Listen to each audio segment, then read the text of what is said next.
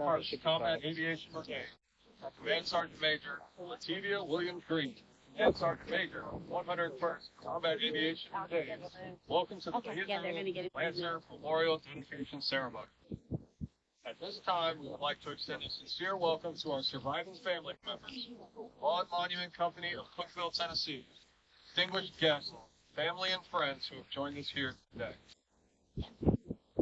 Please rise for the posting of the colors and remain standing for honor to the nation and the invocation delivered by Chaplain Jason West.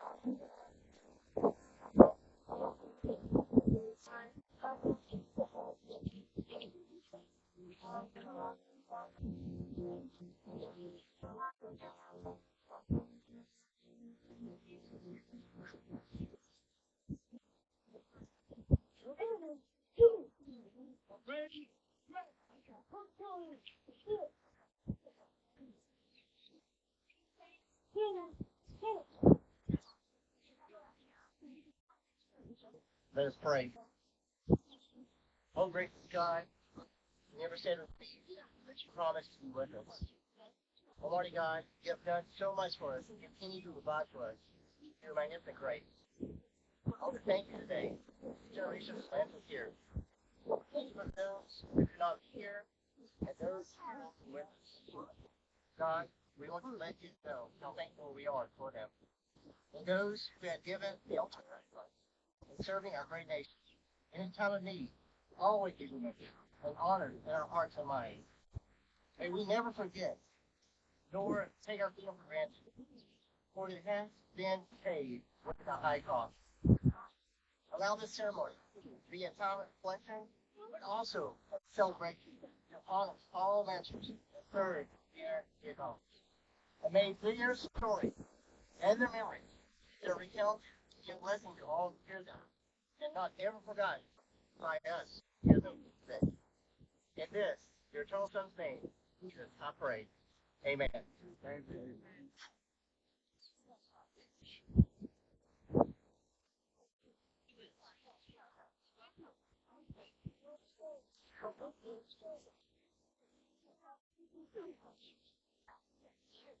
Today's first speaker enlisted in the United States Army in 1969, completed basic training at Fort Knox, Kentucky.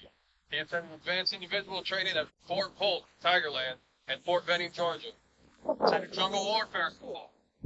He was assigned to MAC B Special Operations Group in Nha Trang, South Vietnam, and later was assigned to 156 Infantry Currahee at Camp Evans, Bravo 158, Attack Helicopter Battalion Lancers. He's a graduate of the NCO Academy.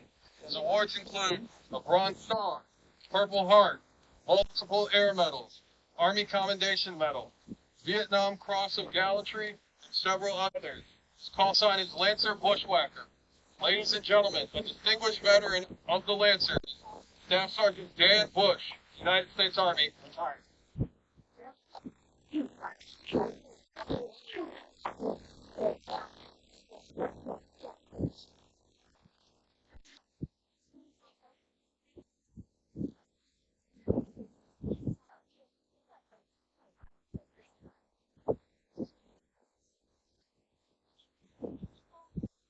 Welcome, ladies and gentlemen, to the Bigwig Guest.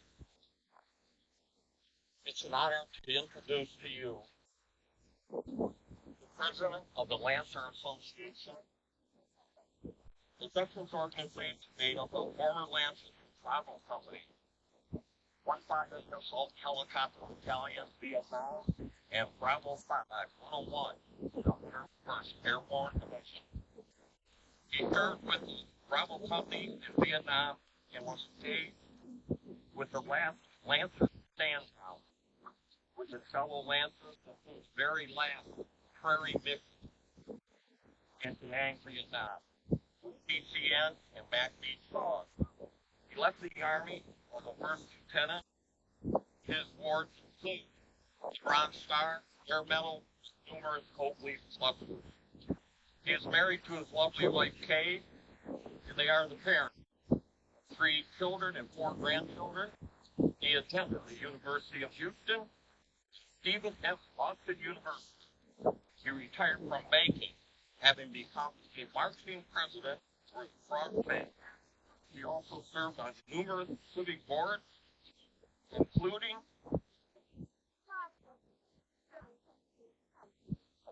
and many. Sits on the Congressional Interview Committee for Service Academy nominations.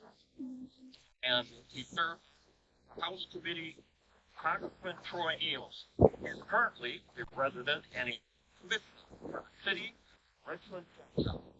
And he'd like to say, Richmond is great old Texas. Please welcome Tess Mary Berry. Call sign Lancer 19.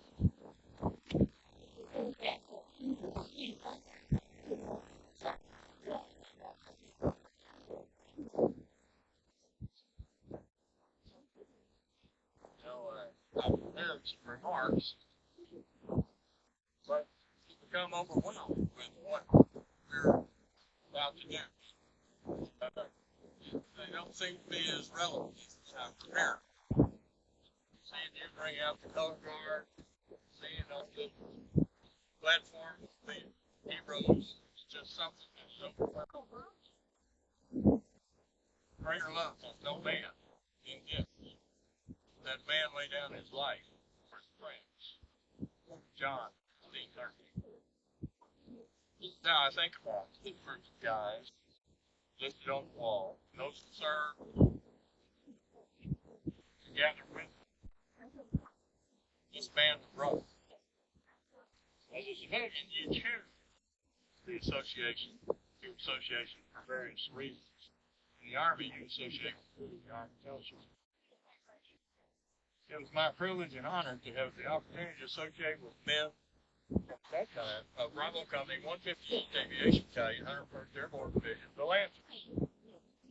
We were a different group, different backgrounds, and we were not perfect, even though a few of our warrant officers were. But as far as I knew, we shared one common characteristic. Every one of us risked it all to help save others without regard of any of the differentiators we hear today. And that seems to be prevalent today. We grieve for those that we honor, knowing that it could have been any one of us. So to paraphrase President Lincoln is altogether fitting and proper we should install this memorial to those who did their full measure of service. When we came home, our salute of the nation was less than cordial. And consequently, most of us just sort of went our way. For me, it was 30 years before I ever talked to anybody besides her. And I didn't have anybody to share those experiences. And there were some that stayed in the Army, stay still, that it became difficult to recultivate in the community. About that time, I was put in contact with a group that was started by David Musson and others that became part of the Lancer Association. This association is a loose as it has been. It's a great source of art and fun. These are fun times. We laugh together. Tell lies to each other. Feel butterflies in the flesh. So it's all good. It's some things don't change. For the last few months, we've looked forward. We're going to have another time here in the Eagles. Vincent heard we lost a couple of times. But it came close to that. I was telling some guys, they used to think I was old when I was older than the football coaches. But now I'm old. I see all these young colonels and sergeant majors. I think, my goodness. I always thought they were so old. But we, at our age, we start thinking about how do we connect with the younger group.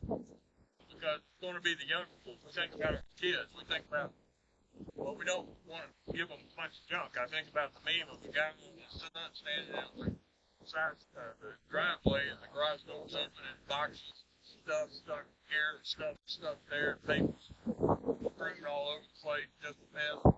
And the guy says, son, this will be yours. Well, I want us to give y'all the legacy that you can carry forward.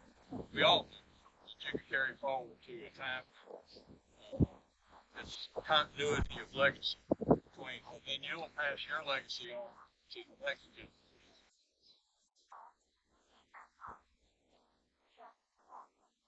When we were here, back in 2 or 3 years ago, I guess, Bruce Nathan got the idea of this beautiful monument.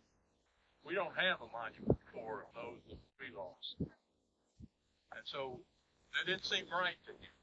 And so he decided, well, we'll make it. Get a monument. He threw it out. And everybody, oh yeah, that's great. Don't want it. Then nothing ever happened from there. But in this case, money was raised and Bruce handled all the modalities to get this done. And so here we are. He brought us to do stuff, and I want to introduce him. I told him I was going to cut his bio down to Bruce lives in Tennessee. But let me go ahead and read the whole thing. Mr. Naismith is a retired hardwood lumberman. He retired as Executive Vice President of Vicksburg Operations Anderson College in 1996 due to failing health caused by combat PTSD and heavy exposure to Agent Orange while serving in the Army.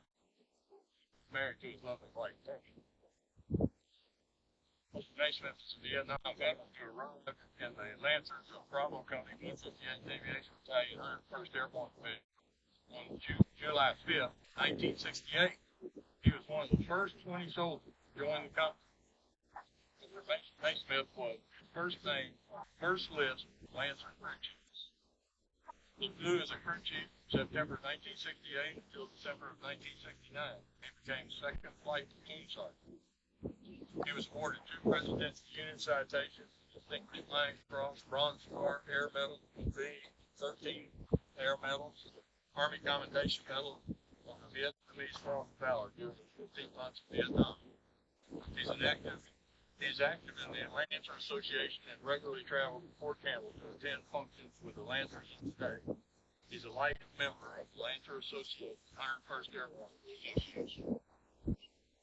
and Special Operations Association, 70 and the 75th Ranger Association, Disabled American Veterans. Ruth Naismith, please come up.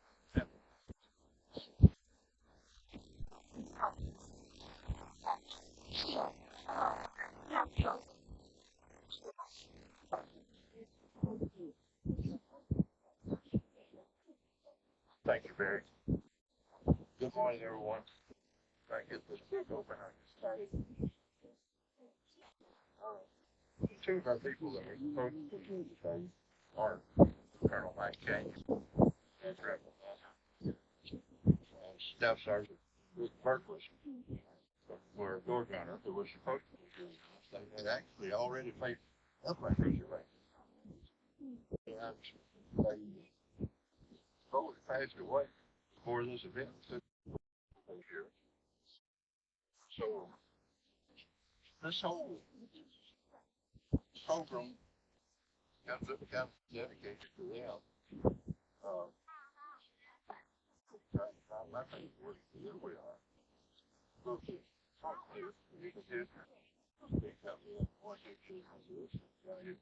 Because it's strange. The 158 was formed on July 25th, 1968, in Fort Carson, Colorado. And it was attached to the 101st Airborne, which was deployed to Vietnam at the time. Each company was designed to be capable of operating independently for extended periods of time. B Company was a company. It fielded 20 UH-1A Huey helicopters with all of the personnel required to maintain and repair from airframe to weapons. With its organic maintenance detachment, motor post, armor, mess hall, other activities, it had approximately 275 personnel. Most of the personnel was straight out of advanced training. 80 of those made up the flight group. B Company underwent 4 months of training before deploying to South Vietnam in January and February of 1969. After we arrived in Campbell, we got our aircraft, Lancer underwent months of training and orientation by flying with experienced pilots from the 101st Aviation Battalion. We became operational on April 1st, 1969, through our first major Campbell fire-based report. We broke our tools on Hamburger Hill, and our first KIA specialist, Arthur Rutherford Smith, killed during team recovery mission with B SOG and Laos. We regularly flew the SOG out of Quang Tri and Phu Bai the entire time we were active in South Vietnam. We flew at Hamburger Hill. We were there at assaults on Bethel, Basil, Airborne, Eagles Nest, O'Reilly, Whipcord, Quezon, Rock 5, hundreds of unknown stories throughout North Nightport. The Lancers flew all through Lamson 719, where the Army Aviation underwent its harshest test. When Lamson 719 was ended, the Lancers had 8 aircraft remaining, and none of them were Laos. The Lancers were active in South Vietnam for 2.5 years. During that time, the Lancers flew 65 aircraft for 320% replacement rate. Only one of the original Hueys made it all the way through 2.5 years. One only made it 1 day. We fired approximately 4 million rounds to our M60 machine guns. These untold numbers of emergency medevacs and recoveries. During the 2.5 years, the battalion was operational in South Vietnam. The battalion flew 107,338 combat hours. Another company flew 51,833 hours. So we flew some 49% of the total battalion hours in 2.5 years. That was strictly the fault of our maintenance department. They ground, steel, rod, replace just about anything you ever thought of, get it back in the air. we were flying engines that belonged to the first cab. So it was, you got to give all the credit to them. We didn't do it, they did. 2.5 years, the 158th was operational from South Vietnam. 158th was awarded 3 presidential unit citations, Valorous Unit Award, 42 silver stars, 423 distinguished flying crosses, 12 soldiers medals, 1,815 bronze stars, 2,023 Army Commendation medals, 6,271 air medals, 150 Purple Hearts, 3 Cross of Gallantry with Palm, and Vietnamese ship trucks on first place. Thank you. Thanks. Got a presidential unit citation for Long Out Fire Mountain, Hamburg Hill. Presidential unit citation for working with the observation group known as SOG and MacBee. Presidential unit citation for Laos, Ramson's 719, Ho Chi Minh Trail. Valorous Unit Award for Fire Base Route Corps. Republic of Vietnam Cross of Gallantry with Palm in 1969. The Republic of Vietnam Cross of Gallantry with Palm in 1970. The Republic of Vietnam Civic Action Honor Medal First Place in 1970. After we returned to Fort Campbell, the company took part in several covert operations in South America and Central Africa. In 1989, the company moved into the top secret Task Force 158 for the second plan around hostage attempts. After the hostages were released in 1982, the Army kept Task Force 158 intact as Special Operations Agency. And it became Task Force 160. And eventually that became the 160 Special Operations Aviation Regiment. During their time in Fort Campbell, the Lancers were the first Army unit to be equipped with a new Black Hawks. The first unit to use night vision goggles in helicopter combat operations. Many of the techniques used like flying space. Flight 158 was the Army test for special aviation operations. The Lancers led the way. B Company was detached from the 101st in 1986. So were their awards and official military leave. While the personnel from the company were mostly absorbed by what people do with Form 160. The 158th was later redesignated as the 5th Battalion, 101st Aviation Regiment, 16 September 1987. The remaining personnel of 158th were transferred to 160th Corps. Later, the awards for B-158 were reassigned to the 2nd Battalion, 158th Aviation Regiment. Much of the history of the 158th Assault Helicopter Battalion, including the Lancers, has been lost as part of the efforts to hide the developing 160th SOAR from the public eye. We were a victim of that because we were trying to confuse the entire world as to what's going on. In 2000, Captain Campbell, commander of B-5101, used the internet on a search to try to find the history of the Lancers. He contacted Dave Bussey and just formed an internet webpage, chat group for Vietnam Lancers. And although there was no official link to be found, we liked each other and jointly adopted each other. We started holding joint activities. We started the first activity Veterans Day 2000. Since then, we've sent the big company numerous care packages while they were in the front. We've helped finance numerous coming home parties, special events, unit dinners, barbecues. I don't remember what all that we keep help with. We've just generally been associated with the unit for the last 20-some years on a regular basis. During the week of April 2021,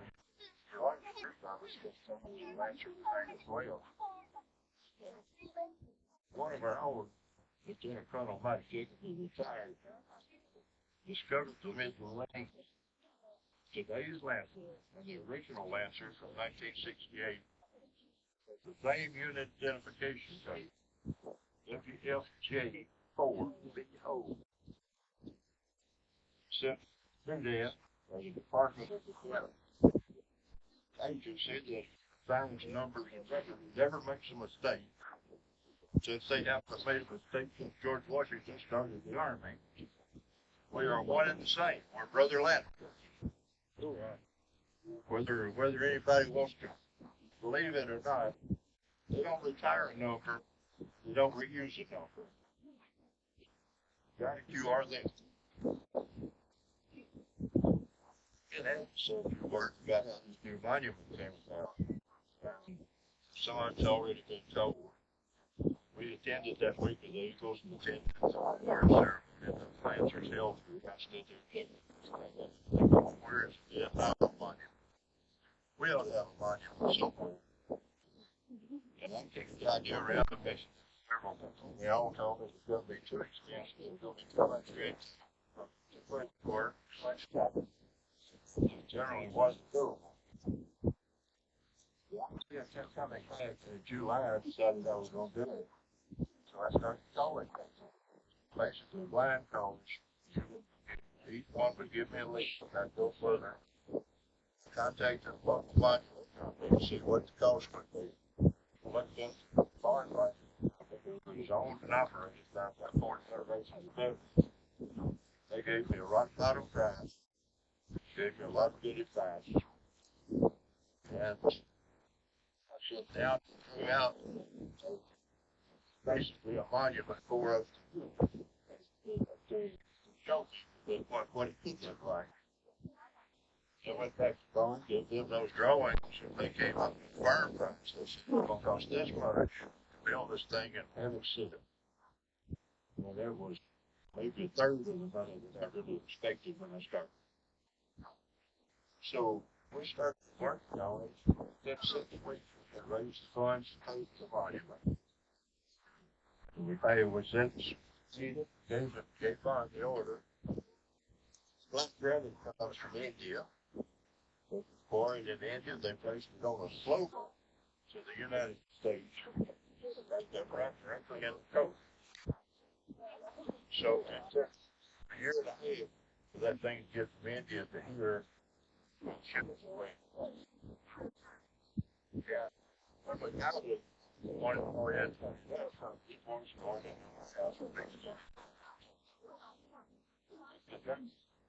were going to put it up. I think maybe some of the local guys would like to know what can put it up. Maybe a little something. And, you know, maybe 8 or 10 guys went around what you put up. They go salute and go off the junction, still land. All of this has grown fast. More and more people got involved. More and more people wanted to help. And I really want to say how much we appreciate all of it. We appreciate everybody's help, everything that everybody has done. Now, I'm going to give an introduction now to Lieutenant Colonel Mike Jacob, who retired some years ago from the Army. Mike joined the Army as a enlisted paratrooper. He was with Company. Well, he was doing shift at the flat school. Gave a warrant officer with combat missions in Vietnam for 2.5 years. I flew in some of the most intense battles of the war, which 1968 10 offensive in Kuwait City. He received a direct commission as a first lieutenant in Vietnam. After 26, often would lead missions with these Saugans in Laos and North Vietnam. In March of 71, Mike flew at Lamson 7 nights. At Lancer 26, retired as a lieutenant colonel with Presidential Unit Citation. He received with Flying Cross, Bronze Star, and 39 air medals. Ladies and gentlemen, we've got Colonel Mike Jacob.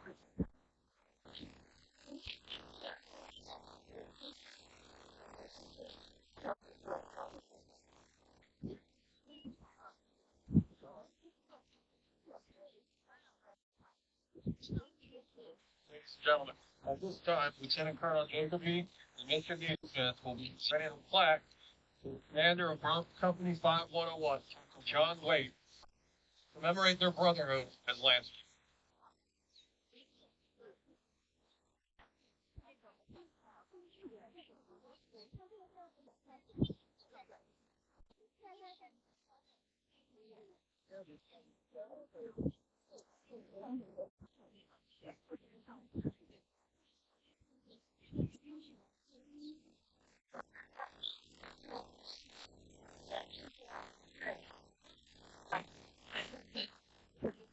Joshua, you read the report,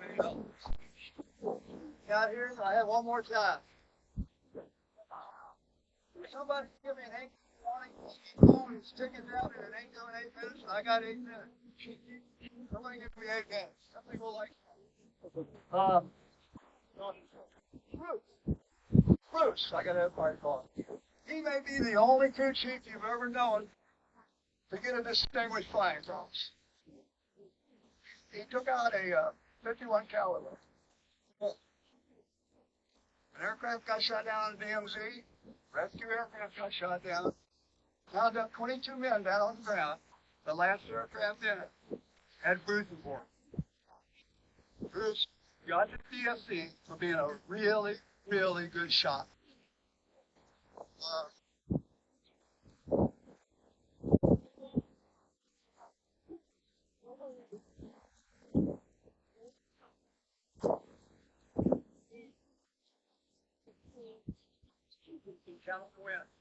In order to put, I'm supposed to talk about Lamson 719. In order to put that in perspective, you have to understand that the Lancers were there in 1969, 70, 71. And there's nothing that happened in Lamson 719 that all these people didn't see.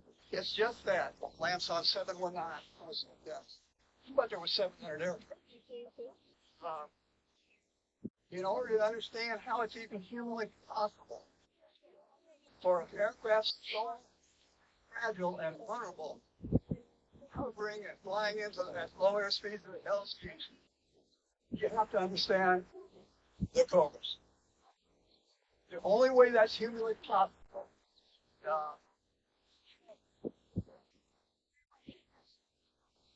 it felt like when you were going into an LZ, the cobras were orbiting beside you. And it felt like you were flying through a bubble of steel. It was incredible. When you got in there, you either landed, or you threw them ropes or a ladder, and you came back out. Peter Lane, wherever you're at, you took it on this monument, those distractions with the ladders and rope.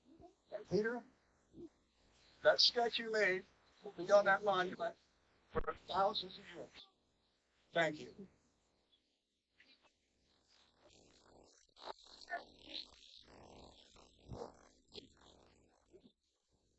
We prepared for Lamson for about a week. First, we had to take Quezon. Quezon had been abandoned.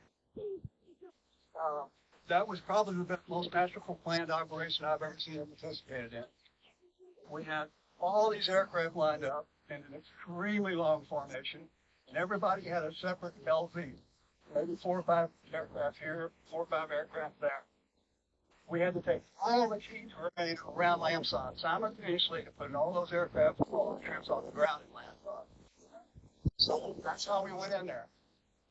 At the same time, simultaneously, there's a highway called 9, came from the coast all the way up to Vietnam, all the way up to Laos. They had to be rebuilt. They had bulldozers being brought in and placed on Highway 9. They had these humongous bridges being brought in by cranes and set over rivers that had been bombed out. By the time we came back again, we saw convoys touching down there the way.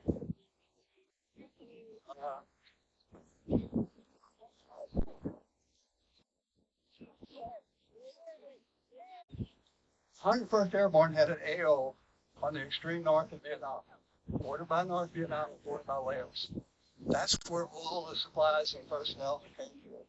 So they came through, across the DMZ, or they cooked into Laos, and they came across the AO.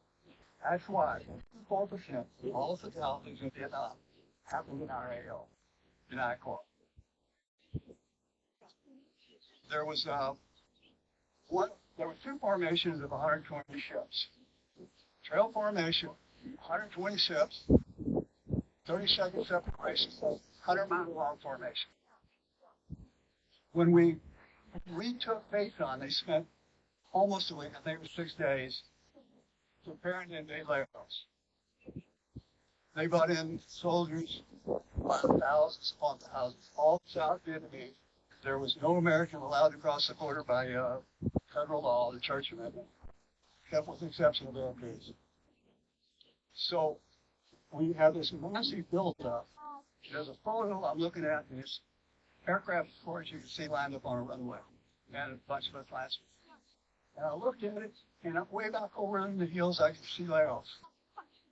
And it just struck you. They knew we were coming. To be polite, they said there was a leak in Saigon. And so they prepared, as hard as they could, our arrival. They prepared 1,000 anti-aircraft emplacements. They had hundreds of anti-aircraft weapons. They were rotating those 1,000 sites. We lined up with this largest formation across the border. And first thing I remember is holster up ahead, said I'm hit, pulled out to the left, crashed and burned. Tail rolling. We got that LZ done, LZ 30, 31. And most people think that all those losses, bear with me for that.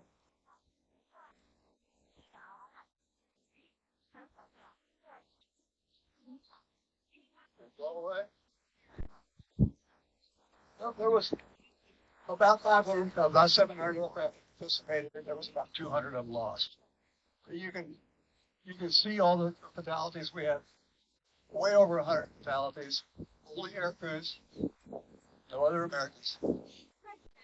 When you read the stats, what's confusing? It's one side will say we lost 108 aircraft, and another one will say 200 or something like that. Well, there was 108 of them shot down outright and lost. But there were so many others, the 600 damaged, they were beyond repair. So when you add those in, and you get various. There was a boneyard back at the Quezon and this maintenance area. They would strip the unrepairable aircraft, take parts off of them to get somebody else going. So somebody would go in there and come back out with a different rotor, a different tail rotor. LZ Lolo was worse. They had Army Aviation. There was 11 aircraft shot down. The combating families here, they lost all. The Anderson, Lieutenant Anderson, they're watching right now. I know for a fact. I had my right seat was, he took a round through the boot. He was like a new eyelet for his boot. And when I went back, I dropped him off with medics. I hovered over to the maintenance area, and they said, "What do you need?" I said, "Pilot." They gave me some kid that looked like he was about 15 years old. He was from a different unit. I didn't know who he was, and he didn't know who I was. He jumped into like a little English river, and we went high over back over the Alaskans. We picked up another load, and we went right back to the little load. When we lost Charles, the other mine, it was Manuel Patruella was flying, and Paul was hit. No exit wound. He looked normal. And Chuck was hit when the aircraft were. Cat got him on the ground. Troops got him off through the rotor. And there was a soldier whose medic family got to meet. We took care of that aircraft. He was still alive. If he moaned a little bit, put water on his lips. But eventually got him out, and he died in the hospital. John Ross was evacuated back to the surgical hospital at Casey. And the medic worked with him a little bit, the pilot sitting there. The medic worked with him a little bit, took a few steps back, and did the most patriotic gesture you could ever see. Saluted to their officer.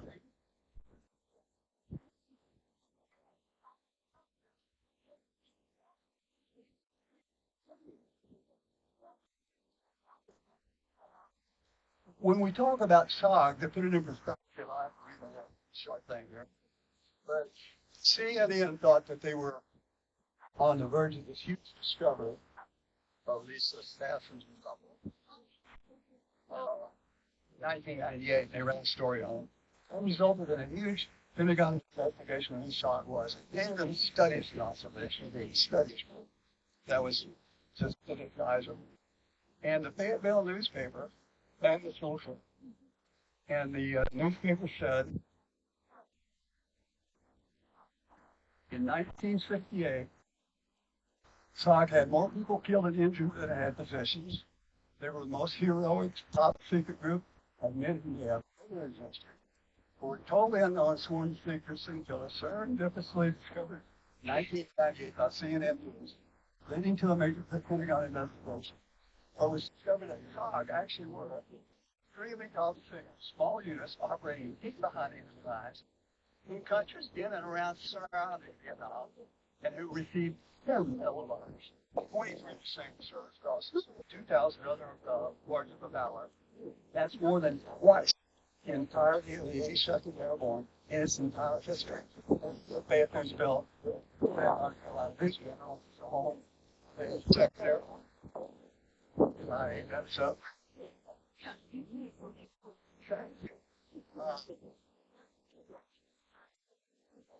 Two people I've just, Tony, where were you at? He extracted one of those millimeter fish. A lot very near that.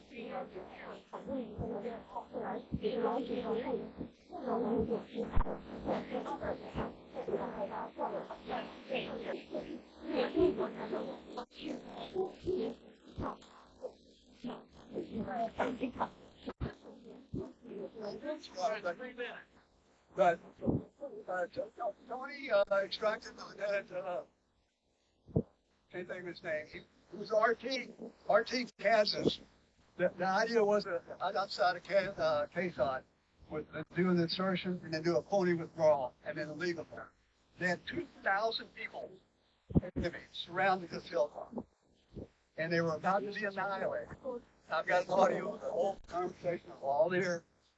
You can hear Tony's aircraft when he's coming out of the LC saying, "I've got massive wounded on board, and the 1-0 is dead." That's the lieutenant that got the Barry Woodward was talked to. Barry Beard comes out. The Canadians want to know what's your status.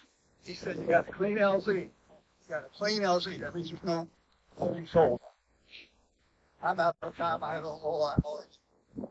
My wife. I need a 12 would tell stories.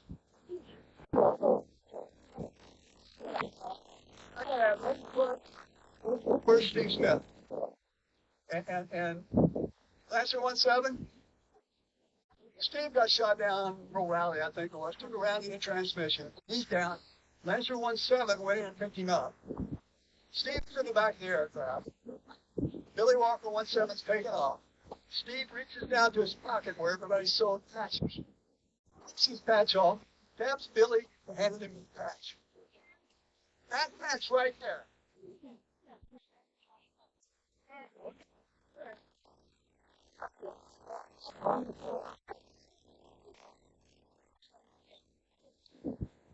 Ladies and gentlemen, Commander of the 101st Combat Aviation Brigade, Colonel Clinton Cody.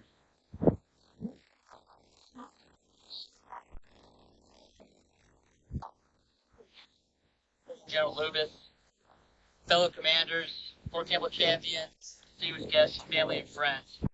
Thank you all for attending today's wonderful memorial dedication. I'm going to keep my remarks very short, but you're good because most people know I can be very long-winded.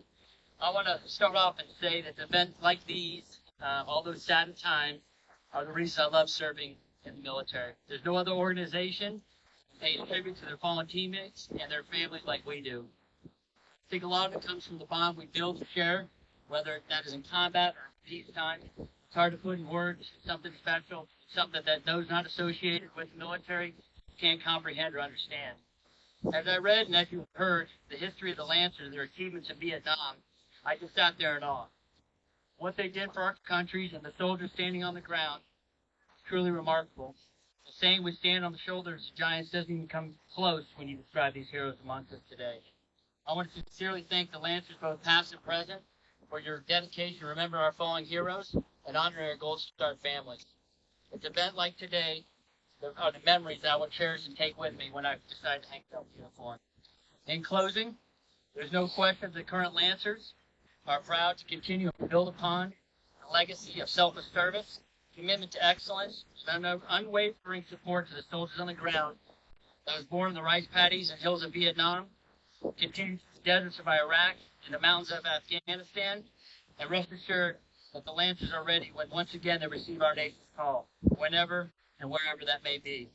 Screaming Eagles, Wings of Destiny, Air Assault, Air Mobile.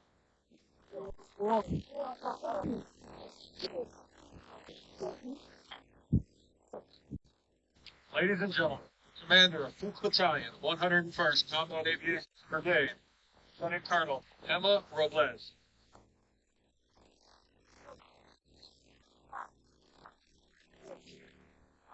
Good afternoon, Brigadier General Lubin, distinguished guests, fellow soldiers, friends, and family, and most importantly, our beloved Lancers. It's truly humbling to join you today as we honor the Lancers and remember our fallen brothers who paid the ultimate sacrifice in service to our great nation.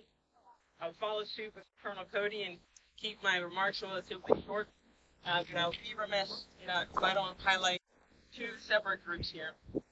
First, our Lancer veterans. We're forever indebted to you because you paved the way. You paid the price. And today we get to serve in the Army that was forged by your sweat and blood. You left a remarkable legacy. Be assured that the modern-day Lancers continue to carry your excellence forward. Today, these Lancers, Vietnam Lancers, Afghanistan service members in Iraq, and all our former Lancers, we remember them today. They're lost, but never forgotten. And as I close, it is not lost on any of us that behind every soldier there's a family, for we do not serve alone. Our families are serving alongside of us, and it is their unwavering support that enable us to focus on the mission and take care of our fellow soldiers. To the Gold Star families, served alongside of your fallen Lancer, and your sacrifice continues as you live with the boys left. We thank you, thank all our families for standing with us, knowing the risk of our chosen profession. Today we reflect, but every day we continue to remember the service and sacrifice of these great Americans, these heroes, and their families. On the Wings of Destiny, Air Assault, Air Mobile.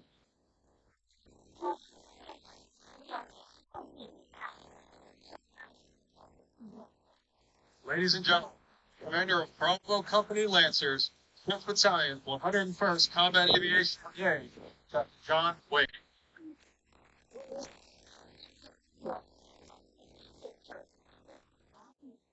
Good afternoon.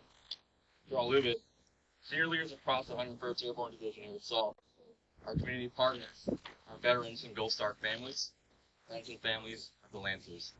Thank you for attending today. I'm truly honored to be a part of today's event.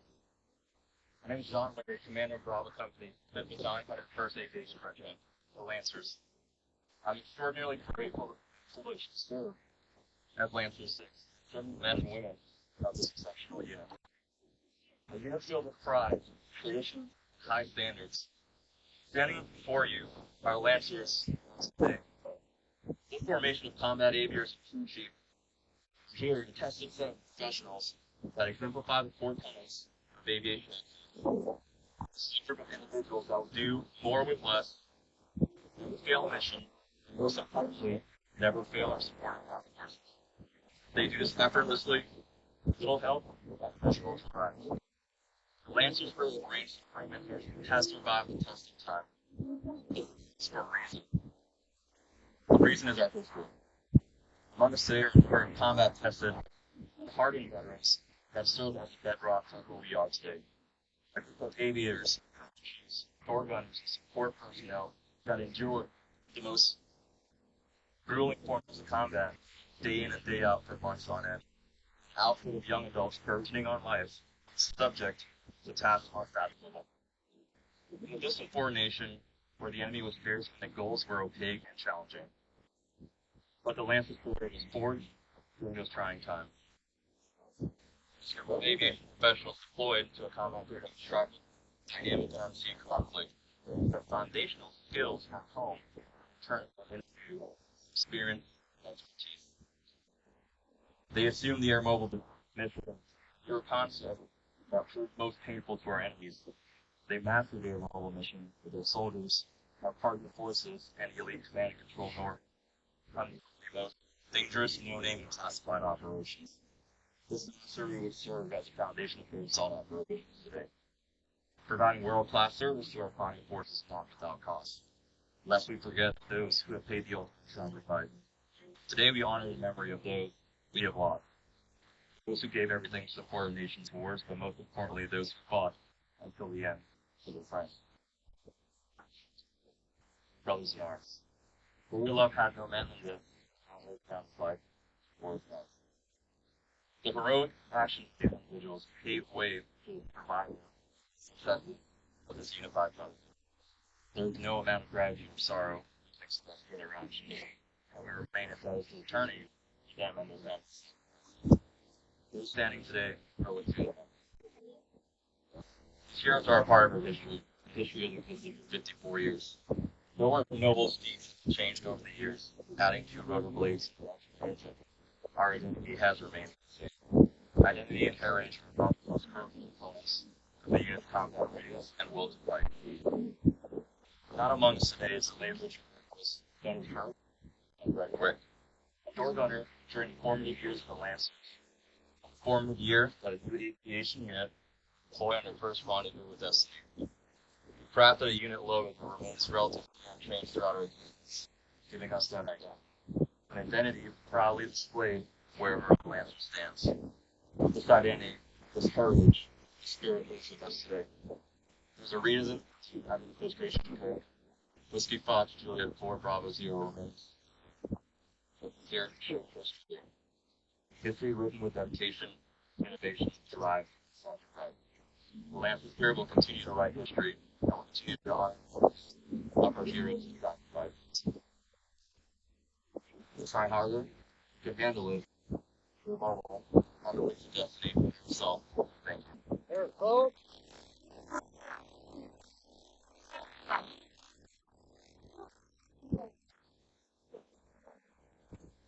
This time, Mr. Neesmith, Sergeant First Class Hayes, will unfold the Vietnam Memorial.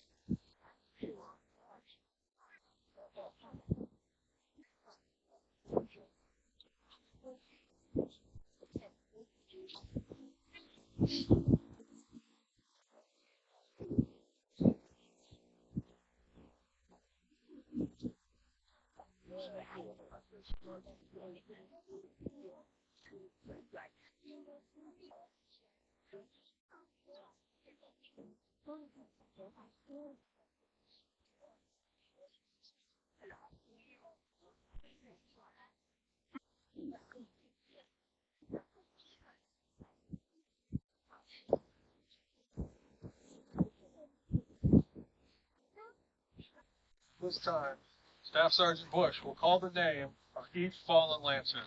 Sergeant First Class Eli Hayes will toll the Lancer bell after each fallen soldier's name is called.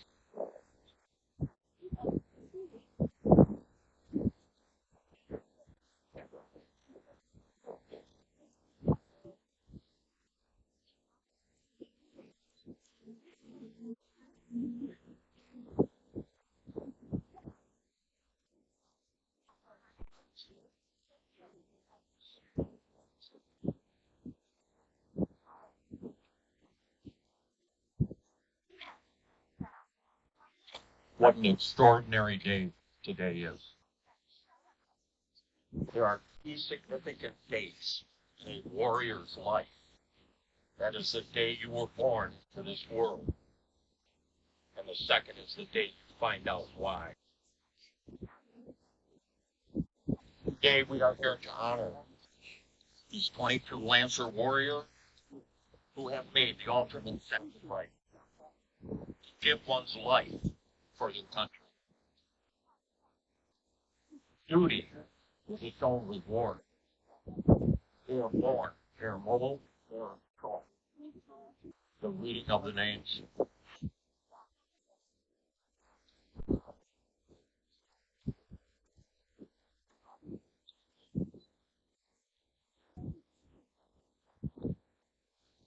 Specialist 5, Arthur Smith. Staff Sergeant James Dorsey Jr.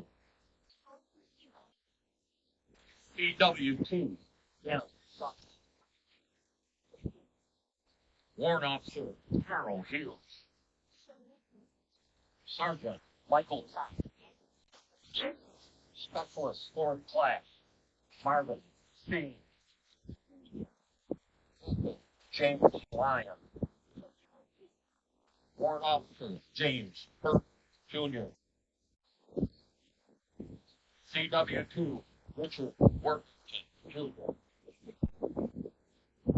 Warrant Officer Robert Kirk.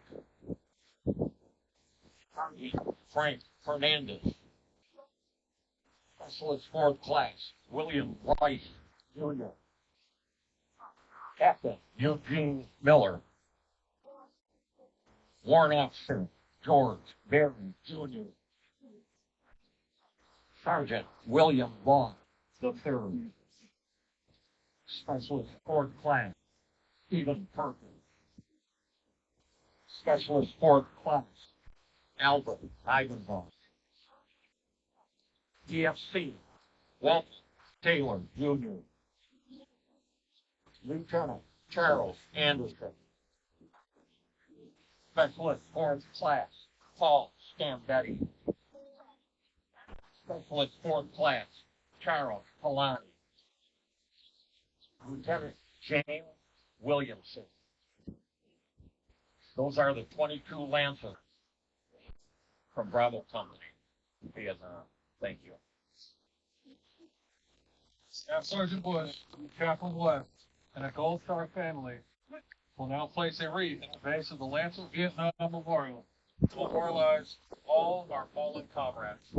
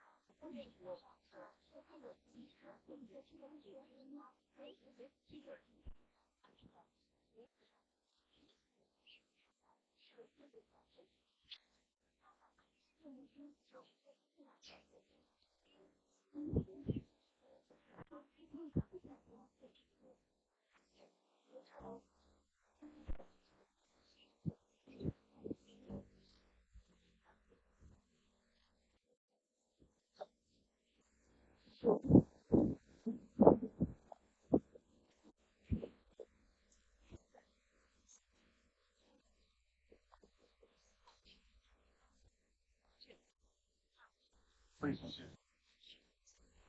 At that time, the man in the doorway will be read by Mr. Bruce Neesman.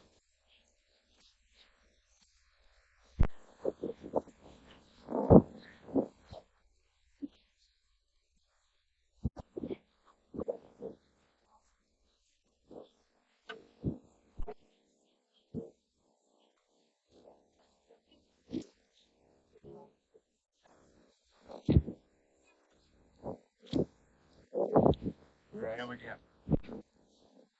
I'd like to dedicate this poem all of those who were on the bench. All of the wounded that were thrown forward, all of the dead thrown. Some of them wrapped in bandages, some not. Some of them KIA and body bags, some tied up in ponchos, some not tied up in anything, just thrown on the deck. Gave them their last ride. Gave them their last ride. We prayed for all of them. We felt for all of them. Felt responsible for all of them. We worried. Some of them had died because we didn't get their back. We weren't weak enough. The LZ wasn't big enough, or whatever.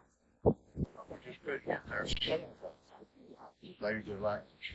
Some of them died while we were flying. They rounded up, changed course, and good flight. Hospital and more. It was not a fun time, but very responsible there. And I think it scarred all of us.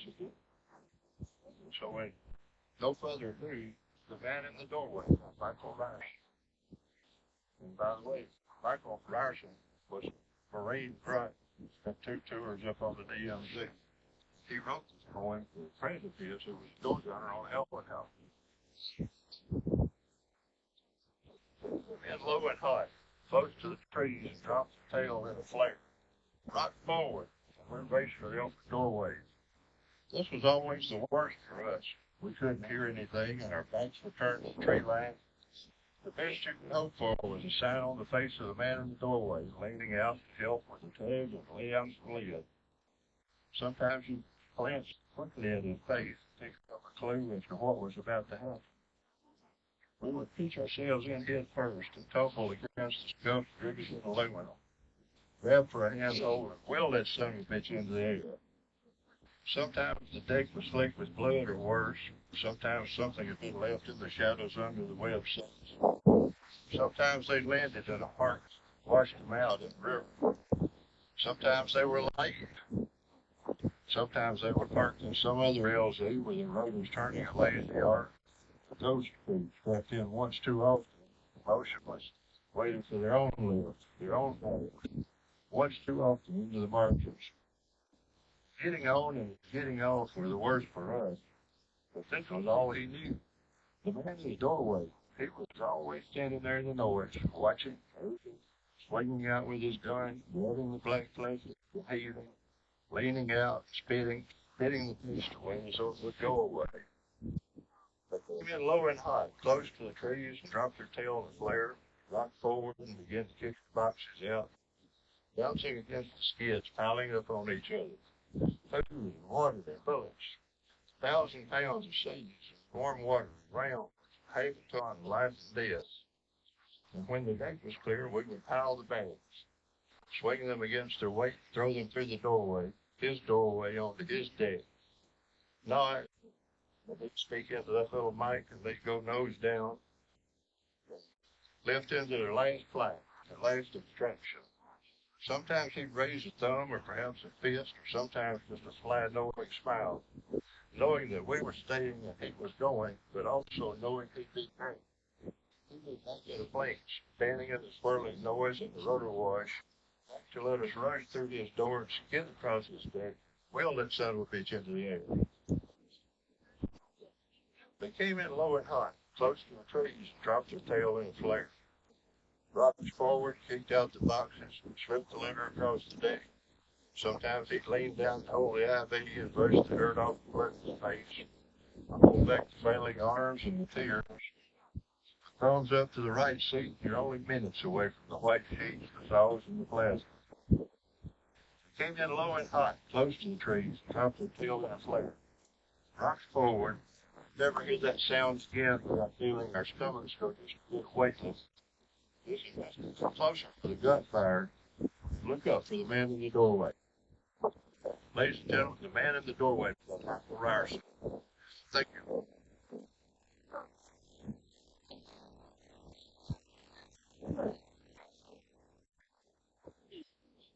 Ladies and gentlemen, please rise for a moment of silence. Ceremonial firing, flyover, flight.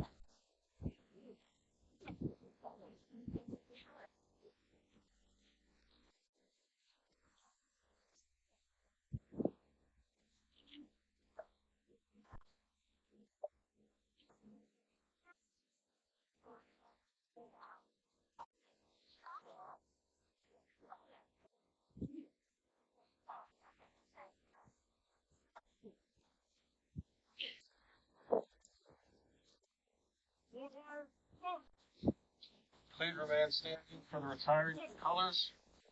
Benediction delivered by Chaplain West. Forward, forward, left, left, right, left, left, left, right, right, right, left, left, left, left, left, left,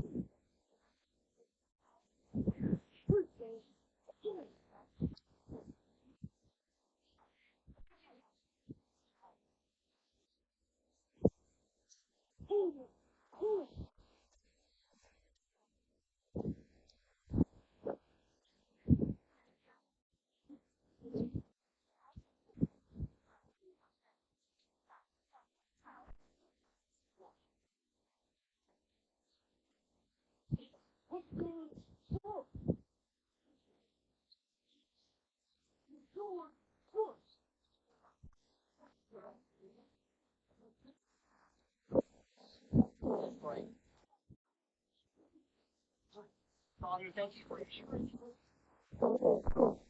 Strengthen us now, always continue to be our stronghold.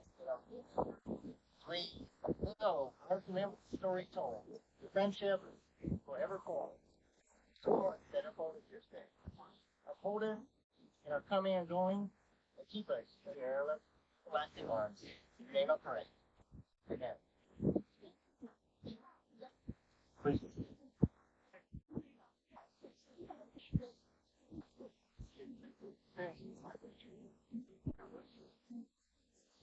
Ladies and gentlemen, thank you for coming. And on behalf of the rest of the Lancers and our Vietnam Lancers, we want to invite all of you to the hangar to take some lunch. So all of you, please come. Thank you again. Air Assault, Air Mobile.